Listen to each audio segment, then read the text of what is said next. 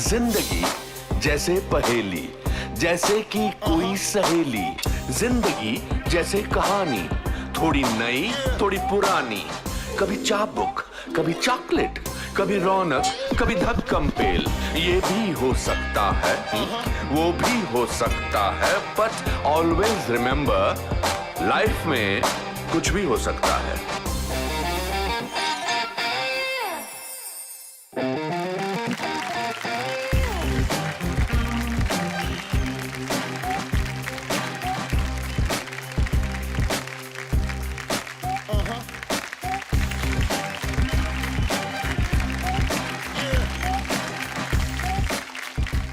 दोस्तों, अगर एक 90 साल के बुजुर्ग फौजा सिंह मैराथन की प्रतियोगिता में भाग ले सकते हैं तो कुछ भी हो सकता है।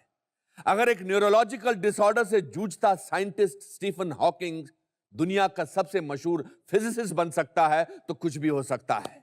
और अगर अपना कॉलेज खत्म किए बिना रविंद्रनाथ टैगोर लिटरेचर में नोबेल प्राइज हासिल कर सकते हैं तो कुछ भी हो सकता है।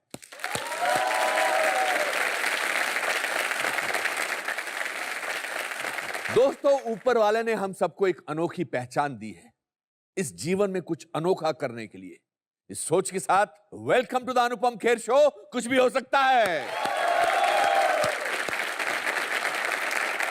हमारी जिंदगी की सोच का दायरा प्री कंसीव नोशन यानी पूर्व कल्पित धारणा से घिरा होता है। कोई भी अनोखी घटना हमारे लिए एक अपवाद यानी एक्सेप्शन बन जाती है।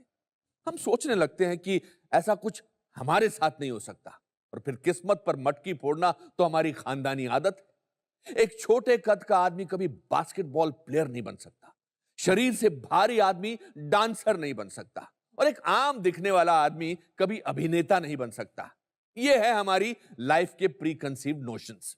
मैं भी इसी प्री कंसीव्ड नोशन का शिकार था। मेरे सर की खेती कॉलेज में ही उजड़ गई थी। सब कहते थे कि जिसको जवानी में ही बुढ़ापा आ गया वो एक्टर क्या बनेगा, इसका तो करियर शुरू होने से पहले ही खत्म हो जाएगा। लेकिन कुदरत का चमत्कार देखिए कि सारांश का बुढ़ापा मेरी पहचान बना और बालों का ना होना मेरी शान। दोस्तों, याद रखिए, आपकी सबसे बड़ी खासियत आप खुद हैं। The best thing about you is you. इसलिए असंभव के लिए तैयार रहिए, क्योंकि लाइफ में कुछ भी हो सकता है। कुछ भी हो सकता है। दोस्तों, आज जो मेरे मित्र यहां आए हैं, उनके जीवन की यात्रा एक अद्भुत एहसास है। इनकी निष्ठा, दृढ़ता, संघर्ष और कामयाबी अपने आप में एक पूरा युग है। इनके जीवन का एक पन्ना आपके जीवन की किताब बन सकता है। दुनिया के सबसे बेहतरीन एक्टर्स में से एक, प्लीज वेलकम नसीरुद्दीन शाह।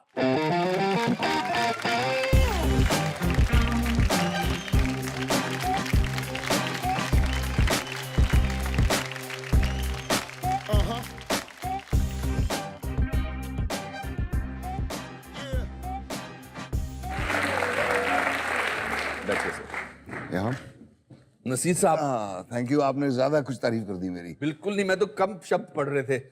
मैं तो बहुत तारीफ कर सकता। मैं स्ट्रेंज सी बात है, मैं सुबह से सोच रहा था कि आज आपसे बात करनी है। मैं क्या सवाल आपसे पूछूं? मैं बहुत सारी तो चीजें आपके बारे में जानता हूं, तो मैंने कहा कि शुरुआत से ही शुरुआत करता हूं।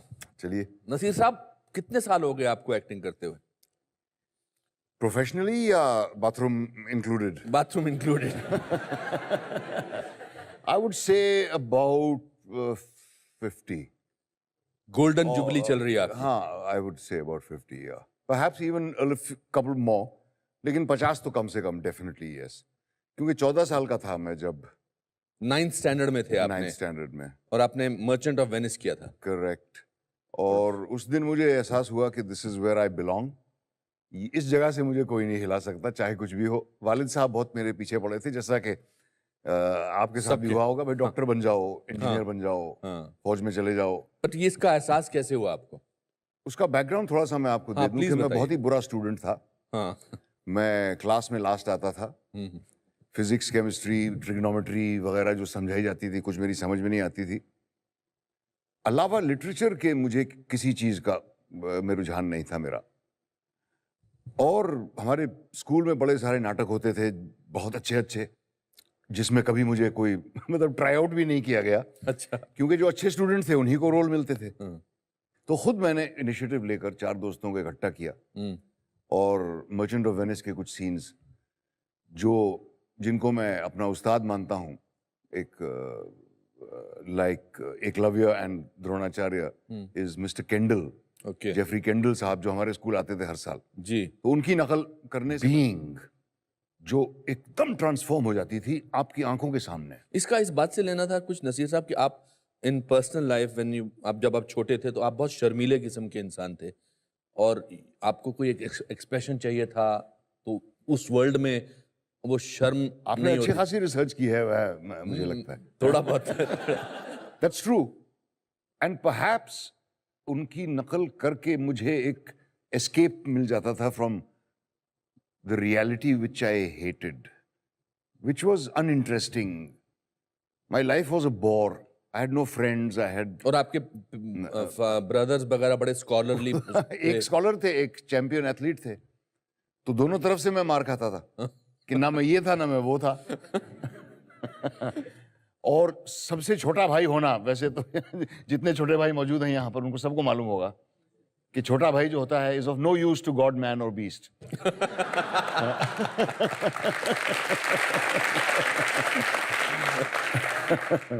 तो आपका शर्मीला होना या इंट्रोवर्टिश होना, इसका रीजन क्या था? ये काश मैं समझ पाता। बिकॉज आपके वालिद साहब ने और आपकी अम्मी जी ने तो आपको परवरिश तो वही दी होगी जो बाकी बच्चों को देते थे।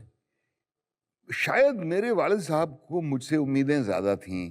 अच्छा। वो ना उम्मीद रहे मुझसे थ्रू आउट, और इस बात का मुझे अफसोस रहेगा हमेशा कि कभी भी वो रिलेशनशिप हम रिपेयर नहीं कर पाए। तो वो उसका तो गम है। खैर, तो जो आपने वो शायला को परफॉर्मेंसेस किए वो किसको दिखाया आपने?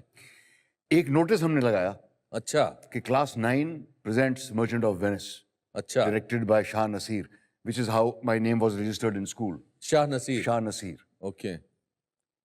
And that was the day that my life changed, I have to say.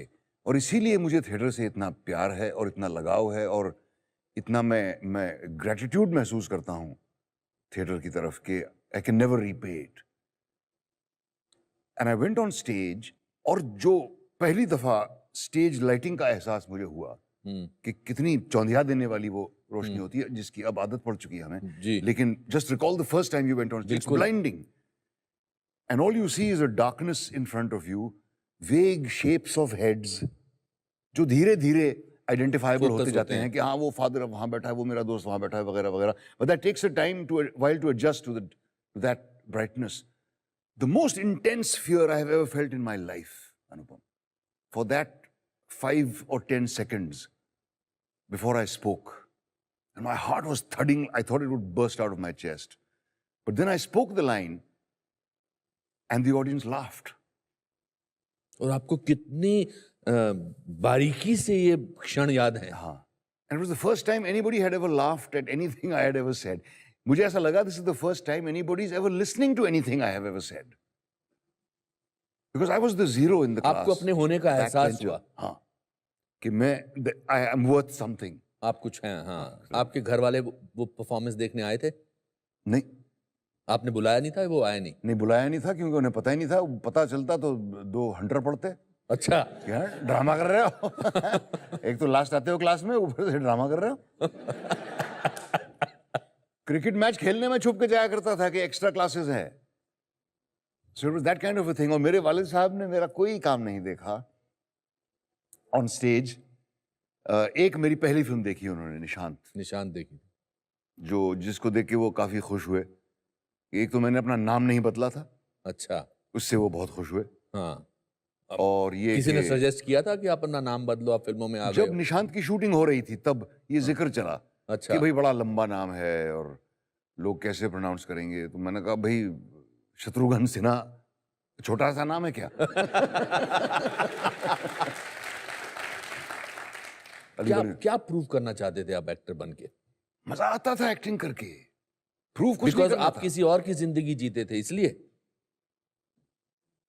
शुरुआत तो वहां से हुई, ये मैं मानता हूं, और मेरे ख्याल से शुरुआत हर एक्टर की वहीं से होती है। जी बिल्कुल। एक तो अपने होने का एहसास होता है, अपने होने का एहसास होता है, और अपनी पर्सनालिटी की कमियों को, particularly those who want to become actors, अपने आप को एग्जामिन करते हैं कि यार मेरी शक्ल शम्मी कपूर जैसी क्यों नहीं है। तो उन कमियों से एक बचाव पाने के लिए, आई थिंक, एटलीस्ट मेरे साथ तो ये हुआ। फिर आगे कैसी जिंदगी बढ़ी आपकी? Then I went to Aligarh University ji. to study. I did a graduation in BA in English. और वहां मुझे पता चला कि नेशनल स्कूल ऑफ ड्रामा नाम की एक जगह है दिल्ली में, जहां पे बच्चों को ट्रेनिंग दी जाती है थिएटर की, और 200 रुपए महीना स्टाइपेंड मिलता है ऊपर से। जी। मैंने कहा ये तो जन्नत की आप डिस्क्रिप्शन बता रहे हो मुझे। ऐसा तो हो ही नहीं सकता कि आपको सिर्फ एक्टिंग करनी पड़े और ऊपर से पैसे भी मिले। तो मैंने कहा वाह क्या कहने, और मैंने अप्लाई किया और मैं गया। वहां का किस्सा तो खैर आपको भी मालूम है, और जी। और आपके अपने तजुर्बे थे मेरे, but it was the 3 happiest years of my life.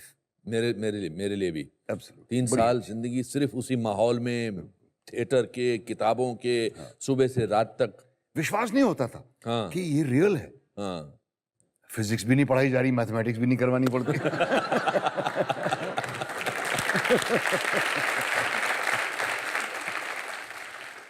आपका इस दौरान अपने आप से तारुफ होता रहा? आप अपने आप को डिस्कवर कर रहे थे कि मैं किस किस्म का इंसान हूं इस दौरान? नहीं, वो 3 साल हालांकि वो मैं बहुत खुश रहा, हाँ। और जन्नत जैसा स्टेट था। मैंने उन 3 सालों का इस्तेमाल नहीं किया जितना कि फॉर एग्जाम्पल ओम पुरी ने किया। अच्छा। जो ओम का जो डेवलपमेंट था उन 3 सालों में, वो देखने लायक था। और मैं, ओम आपके क्लास फेलो? मेरे क्लास फेलो थे। अच्छा। और from a very humble background इन पटियाला। और 3 साल में मैंने ओम की जो ग्रोथ देखी as an actor, as a person, as in his confidence, in his abilities, जो मुझ में बिल्कुल भी नहीं आई थी। मुझे ये 3 साल खत्म होने पर एहसास हुआ इस बात का, बहुत बड़ा झटका मुझे लगा कि मैं तो ऐसा ही एक्टर था जब मैं आया था यहाँ। Surely I should have improved इन 3 सालों में। नसीर साहब, ये बहुत अच्छा मौका है ओम जी को यहाँ बुलाने का। जो मेरे अगले मित्र आने वाले हैं, उनकी कला और हुनर एक रूहानी एहसास है। उनके वैभव में इतनी शक्ति है कि सिर्फ उनकी उपस्थिति आपको मग्न कर दे। विश्व के सबसे प्रभावशाली एक्टर्स में से एक, please welcome Om Puri.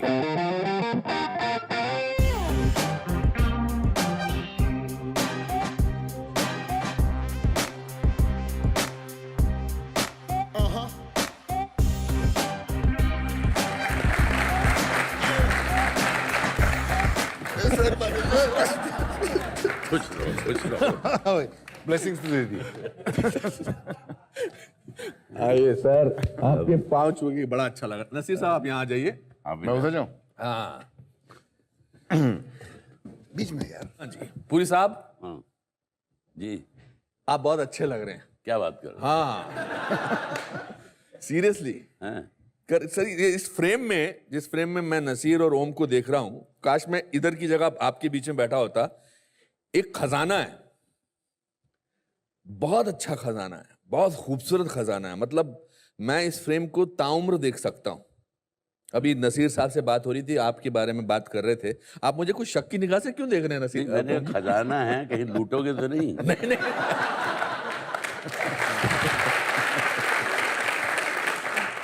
Sir, इस खजाने को ना लूटूं तो फिर क्या हुआ? एक्टर बनने का क्या फायदा है फिर? ये बात भी सही है ना। आपके बारे में बता रहे थे नसीर साहब कि आपने जिंदगी की शुरुआत, और मैं भी जानता हूं आपके बारे में थोड़ा बहुत, कि आपकी जो शुरुआत थी वो बहुत ही हम सब की शुरुआत जैसे थी, लोअर मिडिल क्लास से थी, निम्न वर्गीय परिवार से जी। और आपने एक्टर बनना कैसे सोच लिया? ये इत्तेफाक था। जब स्कूल में जैसे आप कबड्डी खेलते थे, हॉकी खेलते थे, ऐसे ही नाटक भी किए। हाँ। 3 शॉर्ट प्लेज किए थे, लेकिन ये तब नहीं था दिमाग में कि मैं एक्टर बनूंगा। मैं दरअसल आर्मी में जाना चाहता था जी, जब स्कूल में था। हाँ। कॉलेज में जाके फिर इसका जो है वो शौक पैदा हुआ, और वो भी उसकी वजह ये थी कि वहाँ पे पटियाला में कॉलेज के दौरान जो यूथ फेस्टिवल होता है उसमें मैंने नाटक में भाग लिया। और उसके जो जजेस थे उनमें से एक हरपाल टिवाना थे जी जो नेशनल स्कूल ऑफ ड्रामा से पढ़े हुए थे। जी जी। तो बोले तुम हमारा थिएटर ज्वाइन करो। अच्छा मैंने कहा जी मैं नहीं कर सकता कि मैं दिन में नौकरी करता हूँ और शाम को कॉलेज जाता हूँ। अच्छा तो बोले क्या नौकरी करते हो? मैंने कहा जी कॉलेज में लैब असिस्टेंट हूँ। अच्छा तो उन्होंने कहा तुम ऐसा करो, तुम डे स्कॉलर हो जाओ और नौकरी हमारे यहाँ करो और नाटक में काम करो। वो नौकरी है। वो नौकरी है। अच्छा मैंने कहा यार और क्या चाहिए? और कितनी तनख्वाह मिलती है? मैंने कहा 125। बोले मैं 150 दूंगा। वाह। तो तुम आ जाओ। अच्छा तो मैं ही एक एक्टर था जिसको पैसे मिलते थे थिएटर में 150 रुपया महीने का। महीने का। वाह। और आपने वो आर्मी ज्वाइन करने का ख्वाब क्यों छोड़ दिया या ख्याल क्यों छोड़ दिया?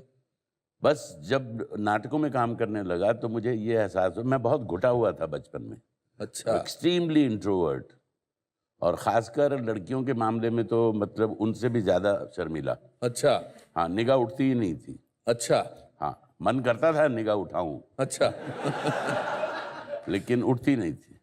दो शर्मीले लोग एक्टर बनना चाहते थे जो बिल्कुल एक्सट्रोवर्टिश है।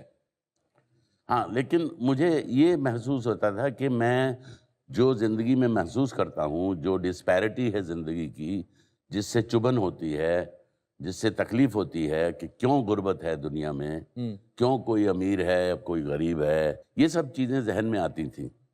और आप कुछ कहना चाहते थे, कुछ कम्युनिकेट करना चाहते थे, तो जिस तरह के हम नाटक कर रहे थे जो कि सोशली रेलेवेंट थे, तो ऐसा लगता था कि आपके जो अंदर के भाव हैं उनको ज़बान मिल रही है, उनको आप प्लेस के जरिए आर्टिकुलेट कर रहे हैं। तो इसलिए उससे जो सेटिस्फेक्शन मिलती थी वो नशा बन गया। पर आपने बहुत सारे ऑड जॉब्स भी किए थे। एक तो लैब में आप कॉलेज के लिए, और क्या क्या? वकील के साथ मुंशी था। अच्छा। जिसने नाटक में काम करने के लिए, मतलब मुझे परफॉर्मेंस थी मेरी चंडीगढ़ में, उसने मना कर दिया कि 3 दिन की छुट्टी नहीं दूंगा। अच्छा। मैंने कहा तो फिर अपनी नौकरी रख ले, मेरा हिसाब कर दे। अच्छा। हाँ, नौकरी छोड़ के चला गया। तो कॉलेज के लड़कों को पता चला नौकरी छोड़ा है। उन्होंने प्रिंसिपल से बात की, तो प्रिंसिपल ने मुझे कहा, प्रोफेसर से कहा यार कॉलेज में कोई है जगह? बोली है एक लैब असिस्टेंट की, लेकिन ये तो आर्ट्स का स्टूडेंट है, इसको क्या पता साइंस के बारे में। बोले कुछ नहीं जी, कोई बात नहीं, लड़के अपने आप कह देंगे नीली शीशी पकड़ा दे भाई, पीली शीशी पकड़ा दे भाई। वंडरफुल। हाँ। आपकी लाइफ में ऐसे बहुत सारे लोग रहे थे जिन्होंने अपने तरीके से आपकी हेल्प करी थी। अरे बहुत सारे। मुझे मतलब माँ बाप ने तो सिर्फ पैदा किया था। अच्छा। मुझे पाला दोस्तों ने है। एक मेरे बगल में बैठा है। तो ये है, मैं उन सब दोस्तों का बहुत ही शुक्रगुजार हूँ। फिर आपने एनएसडी ज्वाइन कैसे किया? National school of drama. National school of drama इस तरह से ज्वाइन किया, मैंने ख्वाहिश जाहिर की टिवाना साहब को कि मैं national school of drama join करना चाहता हूँ जी। तो उस वक्त मैं सरकारी नौकरी करने लगा था। अच्छा। क्लर्क था मैं।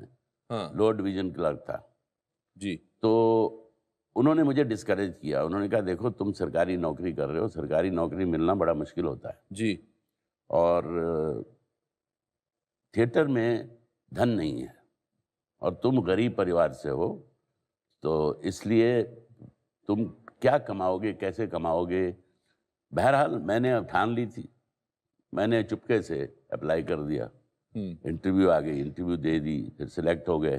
फिर उनको बोल दिया कि हम तो सिलेक्ट हो गए, हम तो जा रहे हैं। और 200 रुपए का स्टाइपेंड भी मिल रहा है। हाँ, 200 रुपये का स्टाइपेंड भी मिल रहा है और सरकारी नौकरी हमने छोड़ दी।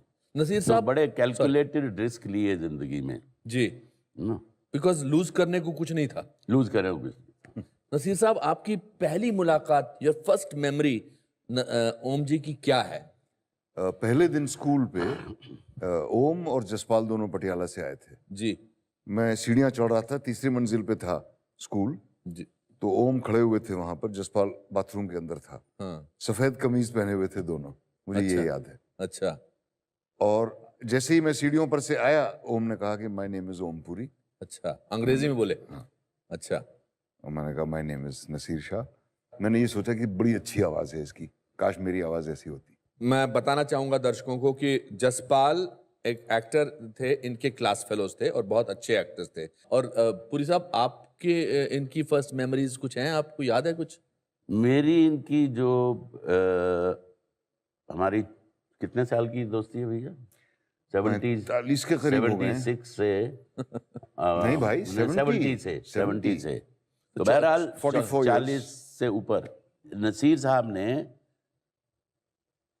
He became very greedy, not ही, इनकी जो गर्लफ्रेंड थी अच्छा उन्होंने इनको उकसाया अच्छा कि देखो अच्छे एक्टर तो तुम लोग हो ही, हाँ तो तुमको रोल मिलेंगे ही, अच्छा तो तुम डायरेक्शन का कोर्स करो। इनको बोला? हाँ, अच्छा तो इन्होंने और नसीर जसपाल ने डायरेक्शन कोर्स ले लिया अच्छा और हम एक्टिंग में थे। इनकी आंखों में ग्ली नजर आ रही है अभी भी। ये सेकंड ईयर की बात है। जी तो एक प्ले कास्ट हो रहा था सूर्यमुख, अच्छा मेन रोल जसपाल पढ़ रहे थे अच्छा और हमको मौका ही नहीं दे रहे थे पढ़ने का। The preference should be given to the actors, so the main role you are not giving us a chance to read the main role. अच्छा he is a direction student, so a chance should be given to us. ये आपने पूरा sentence पूरा अंग्रेजी में? Sentence अंग्रेजी में बोल दिया। अलकाजी साहब 10 सेकंड के लिए बौखलाए और मुझे घूरा, बोले कल पढ़ के आना, read it tomorrow, you read it. तो बहरहाल अगले दिन रोल पढ़ा और वो रोल हमें मिल गया। क्या बात है। हाँ, फिर मैं उठा, उठ के दरवाजा खोला, बाहर निकला, देखा सामने नसीरुद्दीन शाह खड़े हैं। अच्छा और इन्होंने एक जो सेंटेंस बोला वो Just एक मिनट, आपको याद है वो सेंटेंस? आपको भी याद है? अब आप बताइए। सर याद है इनको? I knew you would speak. What a sentence. क्या बोला? I knew you will speak one day. Wow. तो लेकिन उसकी दोस्ती की जो शुरुआत है वो कहाँ से हुई ये मैं आपको बताता हूँ। जी मैं अंग्रेजी से मुझे बहुत तकलीफ हो रही थी नेशनल स्कूल ड्रामा में, जी क्योंकि मैं पंजाबी मीडियम से पढ़ा था जी और यहाँ अंग्रेजी मीडियम था। ऐसे भाईजान कॉन्वेंट वाले भी थे जिनकी अंग्रेजी बहुत अच्छी थी, तो मुझे बहुत कॉम्प्लेक्स था। जी अलकाजी साहब को इस चीज़ का पता चला तो उन्होंने मेरे पीछे जासूस लगाया। मैं दर्शकों को बताना चाहता हूँ, अलकाजी साहब हम तीनों के गुरु थे, हेड ऑफ द डायरेक्टर थे नेशनल स्कूल ऑफ ड्रामा के। जी तो क्या पता करो इसकी प्रॉब्लम क्या है, ये क्यों घुटा घुटा सा रहता है। अच्छा तो उन्होंने पता किया। मैंने कहा भैया मैं तो छोड़ के जा रहा हूँ। बोले क्या बात? मैंने कहा ये अंग्रेजी नहीं आती मुझे। तो अलकाई साहब ने मुझे बुलाया, बोले देखो तुम मत बोलो अंग्रेजी में, तुम हिंदी में बोलो, और अंग्रेजी इम्प्रूव करने के लिए अखबार पढ़ो ऊंचे ऊंचे। दोस्त लोग जब अंग्रेजी बोलते हैं उनके साथ अंग्रेजी बोलो, गलत बोल रहे हो अगर वो हंसें भी तो भी चिंता मत करो। और मैंने वो सब बातें मानी और अब मैंने कुछ 22-23 अंग्रेजी फिल्में कर डाली हैं। क्या बात है। नहीं, कौन सोच सकता था कि, सॉरी टू इंटरप्ट यू, नहीं नहीं प्लीज, कि एक दिल्ली के पंजाबी का रोल मुझे मिलेगा और इंग्लैंड के मुसलमान का रोल इन्हें मिलेगा। क्या बात है। इसीलिए नसीर साहब, इसीलिए मैं कहता हूं कि लाइफ में कुछ भी हो सकता है। लुक्स के ऊपर बात बहुत चलती है हिंदुस्तानी सिनेमा, बड़ी जरूरी है साहब। हाँ, और हिंदुस्तानी सिनेमा जब खासकर 80s, 70s, मिड 70s और 80s में तो looks were the most important thing, कि लुक्स है कि नहीं, बाल है कि नहीं, चौड़ा सीना है कि नहीं। नसीर साहब आपको इस बात का कभी कॉम्प्लेक्स था? कॉम्प्लेक्स बिल्कुल था। अच्छा। हालांकि हौसला बढ़ाने के लिए शत्रुघ्न सिन्हा और अमिताभ बच्चन जैसे एक्टर भी अपीयर हो गए थे तब तक। जी जी। सिर्फ खूबसूरत चेहरे नहीं थे जी, ये कैरेक्टर वाले चेहरे भी आने लगे थे। जी। और मुझे ये मालूम था कि मेरी शक्ल फिल्म स्टार जैसी नहीं है, और इसको बात को एक्सेप्ट करने में तकलीफ तो हुई, लेकिन I was able to live with it. And I realise कि मुझ में एडवांटेज ये है कि मैं अपने चेहरे को बदल सकता हूँ। और हैंडसमनेस का तो ये है, सीधी बात ये कि you are handsome as you feel. एक ओम की और मेरी तस्वीर है एनएचडी के दिनों की, जिसको देख के शबाना आजमी ने ये कहा कि दो इतने बदशक्ल इंसान कैसे ये जुर्रत कर सकते हैं एक्टर बनने की। ना तो तुम्हारी हिम्मत कैसे हुई यहाँ हिम्मत आने कैसे की? हुई तुम्हारी? क्या So it is really, I think it's really a question of confidence. मुझे ऐसा भी लगता है कि बिकॉज खूबसूरती एक मापदंड नहीं थी हमारे लिए या आप लोगों के लिए, मैं तो खैर बचपन से ही खूबसूरत था, तो शायद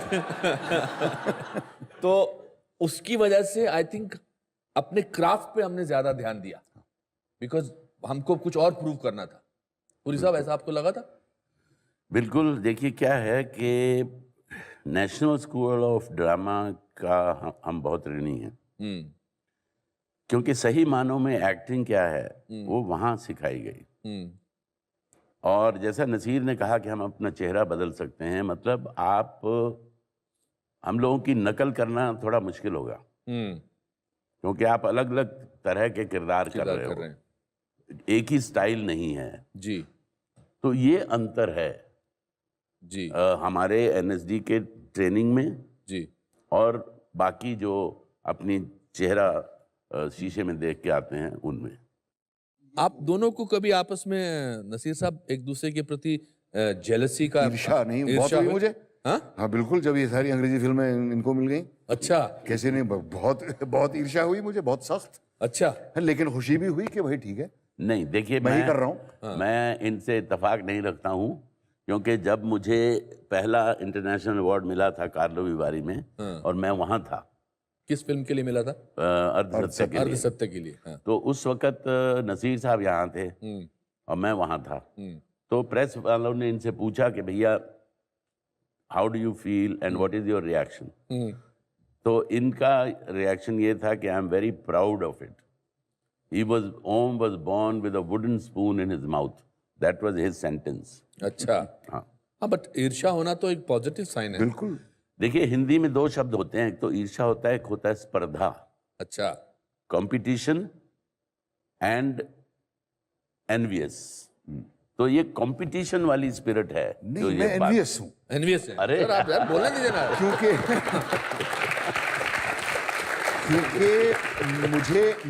क्योंकि ओम का जो अर्धसत्य का जो परफॉर्मेंस है, मुझे नहीं लगता मैं ऐसा परफॉर्मेंस कर सकता हूँ। सच बोल रहे हैं आप? बिल्कुल सच्ची बात है। और जो इन्होंने पार में किया है, स्पर्श में किया है, वो मुझे लगता है वो मैं नहीं कर सकता। कर लोगे। और जो आपने दोनों ने किया वो मैं नहीं कर सकता हूँ, तो मैं तो इस समय ईर्ष्या से जला जा रहा हूँ यहाँ पर। अरे कुछ नहीं, हम मेरा ईर्ष्या का ये हालत था, मैं नसीर साहब को बताना चाहता हूँ कि मैं बहुत तंग आ चुका था स्ट्रगल करते करते।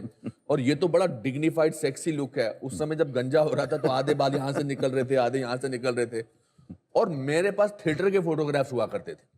मेरे पास कोई राकेश श्रेष्ठा का या गौतम राजाध्यक्ष का पोर्टफोलियो नहीं होता था। तो एक दिन मुझे सोहनलाल कंवर जी का फोन आया, मतलब मैंने फोन किया तो उन्होंने कहा बेटा मिलने आ जाओ। तो बारिश पड़ रही थी, मैं यहाँ डाल के शर्ट में पहुंच गया था, और मैं स्याही जो था वो बच्चे कुचे बालों पर लगाता था, वो पेन से निकलती, तो मेरा मुंह पूरा नीला हो गया था और मुझे पता नहीं था। और मैं अंदर गया तो अपना राम केलकर साहब राइटर थे, और जो ये सोहनलाल कंवर थे ये उस तरफ बैठे थे और मैं इस तरफ बैठे थे। उन्होंने कहा बेटा कोई फोटो वोटो दिखाओ। तो मैंने अपने फोटो थिएटर के निकाले और वो फोटो देख रहे हैं, दोनों एक दूसरे को कह रहे हैं, अरे देखो जी, अरे देखो ना कितना डिफरेंट एक्सप्रेशन है, ओ फोटो देखो, कमाल है। तो मुझे लगा कि अब तो इस ऑफिस से मैं मेन रोल लेके निकला। तो 3-4 बार देख के उन्होंने कहा पुत्र तू तो ठीक है, तेरे पीछे कड़ा मुंडा है जरा एक्टर है। मैंने कहा ये मर गया लास्ट मंथ। वो आनंद देसाई के बारी फोटो देख देख के तारीफ कर रहे थे। तो ईर्ष्या तो बहुत होती है। हमारे यहाँ स्कूल के एक्टर्स सब आए हुए हैं हमारे स्कूल के। मैं इनसे हमेशा ही कहता हूँ कि आप यहाँ दोस्ती जितनी मर्जी कर लो, जब ऑडिशन होगा तो आप एक दूसरे के कॉम्पिटिटर होंगे। आप दोनों में कभी एक म्यूचुअल एडमिरेशन थी, मतलब एक दूसरे की काम की? बिल्कुल रही है एडमिरेशन, और क्रिटिकल भी रहे हैं एक दूसरे के। ये बोल देते हैं कि इस फिल्म में बकवास काम किया है। हाँ बिल्कुल, जब पसंद नहीं आता एक दूसरे का काम, तो ये भी I think probably Om is the only person जिससे मैं ये साफ दिल रख के और बिल्कुल without fear of being misunderstood ये कह सकता हूँ कि भाई इसमें नहीं अच्छा लगा, ये नहीं जमा मुझे। नसीर साहब और पुरी साहब, आप में से दोनों में से रोमांटिक ज्यादा कौन था? पुरी साहब। पुरी साहब? हाँ, बहुत ज्यादा रोमांटिक। अच्छा। आशिकाना मिजाज पाया पुरी साहब ने। हाँ। छुपा के रखते हैं वो। अच्छा।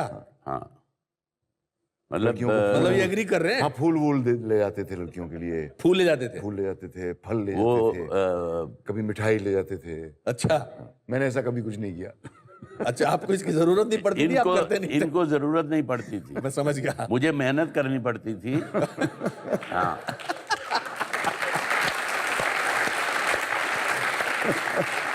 ये अपनी अंग्रेजी से इतना प्रभावित कर लेते थे कि जो मोहतरमाएं हैं वो खिंची चली आती थी चुंबक की तरह। अच्छा, और हमको भीख मांगनी पड़ती थी।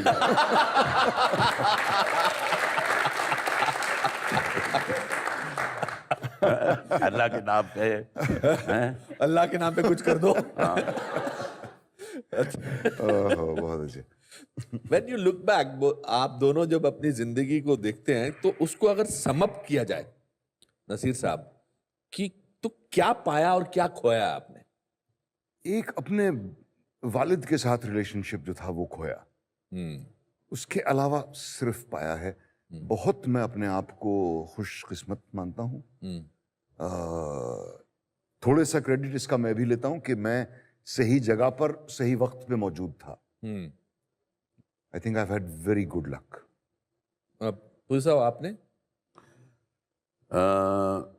नहीं, मतलब मुझे कोई शिकायत नहीं है जिंदगी से, क्योंकि इतनी लंबी जर्नी कहाँ से शुरू हुए और कहाँ पहुँच गए। लेकिन फिर भी ये कह देना कि नहीं इसके बाद जगह नहीं है, तो वो तो इट्स इक्वल टू डेथ। तो लेकिन गिला भी है, क्योंकि हमने इतनी अच्छी अच्छी परफॉर्मेंसेस देखी हैं इंटरनेशनल सिनेमा में, तो बड़ी कुफ्त होती है कि वो मौके हमको क्यों नहीं मिले, हम में दम है वो करने का। I would prefer to think कि हम एक ट्रांजिशन का हिस्सा हैं। जो कुछ हमारे हिस्से में आया है, I think it's been pretty good. Naseer साहब, आप मुझे इतने सालों से जानते हैं? आपने मुझे बैंड्रा के चर्च के पास एक बार जब मैंने अपनी जिंदगी में पहली गाड़ी खरीदी थी और आप अपनी गाड़ी से गुजरे थे, मुझे वो विजुअल जिंदगी में कभी भूलता ही नहीं। तो नसीर साहब ने मुझे कहा था ऐसे, और इनके चेहरे पर इतनी खुशी थी कि मुझे वो खुशी का एक्सप्रेशन कभी भूलता नहीं। मगर मुझे आपसे एक शिकायत है। अच्छा, आज जो इन्होंने घड़ी पहनी हुई है, ये मुझे जलाने के लिए इन्होंने मुझे 3 बार बोला कि ये घड़ी मुझे नसीरुद्दीन शाह ने दी है। और आपने जो घड़ी पहनी है वो बिल्कुल ऐसी घड़ी है। जरा दोनों अपनी घड़ी दिखाइए। भाई इनका स्ट्रैप ज्यादा फैंसी है। मतलब आपने इनको बेटर स्ट्रैप बदलवा लिया है इन्होंने। तो भी आप तो मुझे आपका गिफ्ट ड्यू है। आप मुझे जरूर कुछ गिफ्ट दीजिए, बहुत जरूरी, ताकि मैं भी कहीं दिखा सकूं कि ये गिफ्ट मुझे नसीरुद्दीन शाह साहब ने दिया। मैंने आपके साथ एक अच्छी फिल्म में काम किया, हम हालांकि मिले नहीं उस फिल्म में ज्यादा, वेडनेसडे में, और ये आपके रूममेट या आपके क्लास फेलो थे। इसका मतलब कई बार दे चुके हैं गिफ्ट। जब मैं फिल्म इंस्टीट्यूट की इंटरव्यू के लिए गया था, मेरे पास डिसेंट शर्ट नहीं था, तो इन्होंने अपना शर्ट दिया था, बोले ये शर्ट उतारो। नमक लेके घूम रहे हैं। और क्या किया इन्होंने आपके लिए?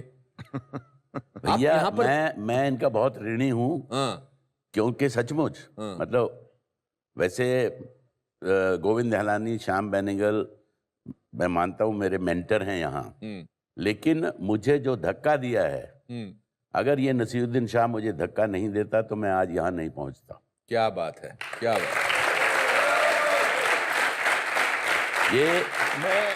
ये जब फिल्म इंस्टीट्यूट से इन्होंने immediately national school of drama के बाद फिल्म इंस्टीट्यूट ज्वाइन कर लिया, छुट्टियों में आए और मेरे साथ रहे, और मुझे कहा तुम जो है फिल्म इंस्टीट्यूट आओगे, आना पड़ेगा तुमको। अच्छा। आना पड़ेगा। मैंने कहा भैया मेरे पास धन नहीं है, मेरे पास कुछ धेला भी नहीं है। ही सेड नहीं, you beg borrow steal but you have to come to film institute. Puri साहब, आजकल ऐसी दोस्ती नहीं है, इसकी क्या बेसिक बुनियाद है? दोनों को अपने आप में कॉन्फिडेंस है कि हम में कुछ है, दोनों के पास है। आज हम हिंदुस्तान के सबसे ज्यादा पढ़े लिखे एक्टर हैं। क्या? क्योंकि मतलब आप, हम या हम दोनों। अच्छा, क्योंकि हम तो आपको इंक्लूड नहीं कर रहे। हम फिल्म इंस्टीट्यूट भी गए हैं, हम नेशनल स्कूल ऑफ ड्रामा भी गए हैं। अच्छा, और कौन गया बताओ? दोनों मैं भी गया हूँ 6 महीने के लिए इंस्टीट्यूट। हम 2 साल के लिए गए थे। अच्छा, माफी 3 साल सर, माफ कर दीजिए, 3 साल। कुछ रहो तीन साल नेशनल स्कूल ड्रामा और 2 साल फिल्म इंस्टीट्यूट, 5 साल। अब मैं आपको एक किस्सा सुनाने वाला हूं, आपको बुरा लगेगा कि आपने मेरे को उसमें शामिल नहीं किया। क्यों? क्या? 1972 में आप शिमला में एक प्ले करने आए थे। जी। इनको याद आ गया। पांचवा सवार। जी। आप और नसीर साहब दोनों। जी। जी। तो मुझे किसी ने कहा कि एनएसडी के बड़े अच्छे कमाल के एक्टर आए हुए हैं, तो मैं भागा भागा वहां पहुंचा और मैंने, किसी ने कहा कि ओमपुरी साहब का जो कॉस्ट्यूम का कोट था वो गायब है, और आप बड़े अपसेट थे कि मैं उसके बगैर मैं एक्टिंग कैसे करूंगा।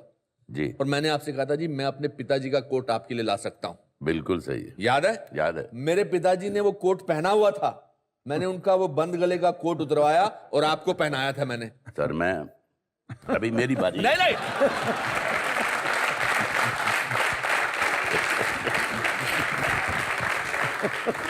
तो अगर एक अनजान आदमी का, अनजान लड़के का कोट इतने अच्छे कलाकार पहन सकते हैं, तो मेरे हिसाब से लाइफ में कुछ भी हो सकता है।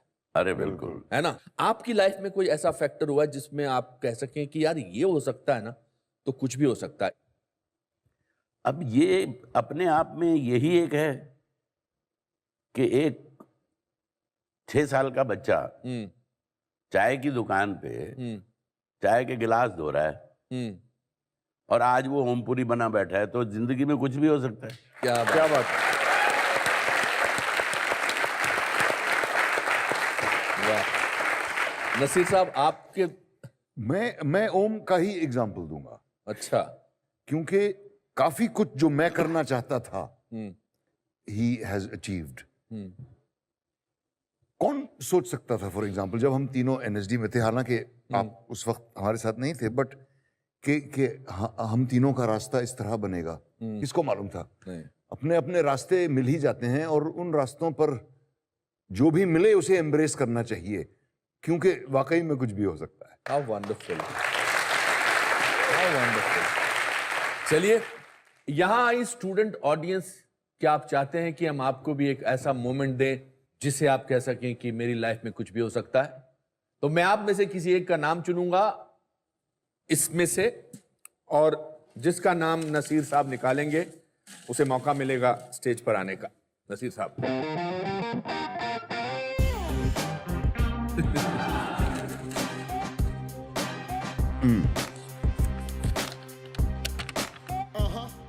प्रियंका।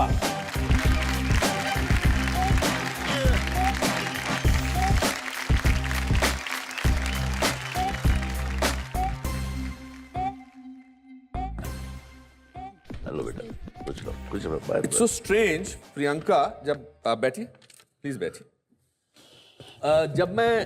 जब आप नसीर साहब ये निकाल रहे थे, पर्ची ऐसे निकाल रहे थे, तो मेरी नजर ऐसी गई थी, तो प्रियंका ऐसे कर रही थी। एक्ट्रेस बनना चाहती हैं, ऑब्वियसली हमारे स्कूल में पढ़ती हैं। तो आपको कभी जिंदगी में सोचा था कि आप दो इतने महान कलाकारों जी के साथ? बिल्कुल नहीं, कभी नहीं सोचा था। और ये कुछ भी हो सकता है। कुछ भी हो हाँ, सकता है। कुछ भी हो सकता है। आप और लाइफ को पुनर्जन्म देते हो। जो सचमुच जिंदगी में होता है या हो सकता है या हुआ है, उसको रिक्रिएट करते हो। तो उसके लिए आपको जो जिंदगी आप देखते हो सड़कों पे, अखबार के जरिए, फिल्म के जरिए, उसको आप महसूस करो, उसको आप इम्बाइब करो अपने अंदर, और फिर कंप्यूटर की तरह है वो, आपने उसको जहन में भर लिया, जब ज़रूरत है आप स्विच ऑन करेंगे और वो आएगा। नसीर साहब से कोई सवाल पूछना चाहती हैं? हाँ, आपसे मैं ज़रूर ये पूछना चाहूँगी कि एक कैरेक्टर, जैसे मैंने आपकी फिल्म देखी और सबसे अच्छी मुझे लगी आपकी डर्टी पिक्चर, उसमें जो आपका कैरेक्टर था, in this age you are really looking so young. I am 25। That was good.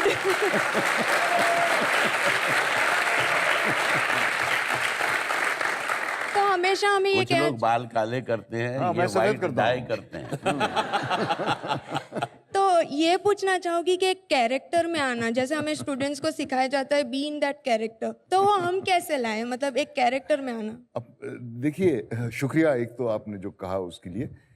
जो भी कैरेक्टर आप करते हैं उसको अपने अंदर खोजना चाहिए, बाहर से उसकी एक मेंटल तस्वीर बना के नहीं। ओम ने बड़ी अच्छी बात कही कि जिंदगी को आपको इस्तेमाल करना चाहिए एज योर इनपुट, ना कि दूसरी फिल्मों को। मैं ये बात ऐड करूंगा टू व्हाट ओम सेड। और अपने अंदर अगर आप खोज के देखें, अपने आप को अलग अलग सिचुएशंस में डाल के देखें, तो आपको एहसास होगा कि हर एक इंसान के अंदर हर एक किस्म का पोटेंशियल होता है। एक राजा से लेकर एक भिखारी तक जितनी रेंज है इंसानों की, वो हर एक कैरेक्टर का पोटेंशियल हमारे हर एक के अंदर है, उसको खोजना पड़ता है। प्रियंका, ओमपुरी साहब की और नसीर साहब की पसंदीदा चीज आपको एक गिफ्ट के रूप में दी जाएगी। आइए।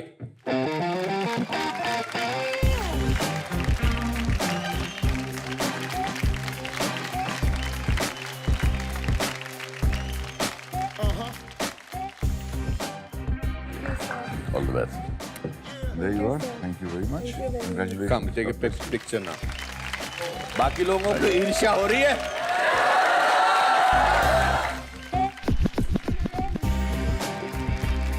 ये सब छुप रहे हैं यार।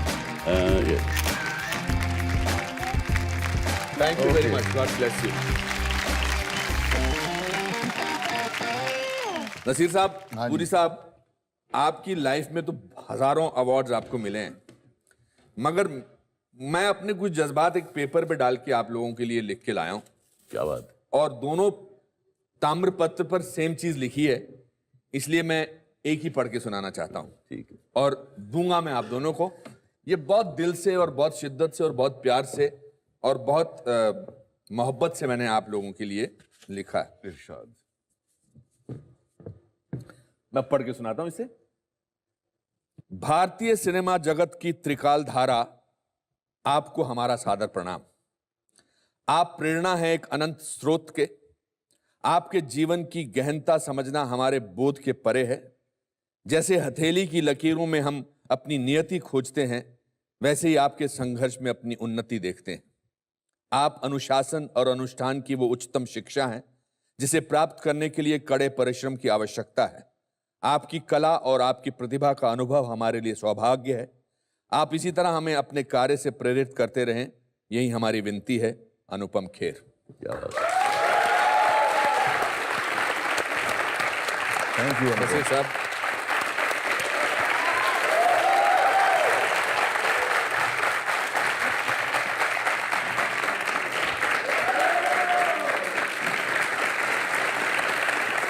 Thank you. दोस्तों, आज का शो जिंदगी के किसी उपन्यास से कम नहीं। इन महान कलाकारों के जीवन का सफर एक अनमोल खजाना है जो आज इन्होंने हमारे साथ बांटा। मुझे यकीन है कि इस खजाने से हम सबकी जिंदगी में एक नया अनुभव आएगा। इसी के साथ हम आपसे विदा लेते हैं। मुस्कुराते रहिए और याद रखिए कि पहाड़ को काटकर ही रास्ता बनता है, छोटे छोटे पत्थरों से घर बनता है। अगर कोयले की खान में हीरा मिल सकता है तो लाइफ में कुछ भी हो सकता है। Thank you sir.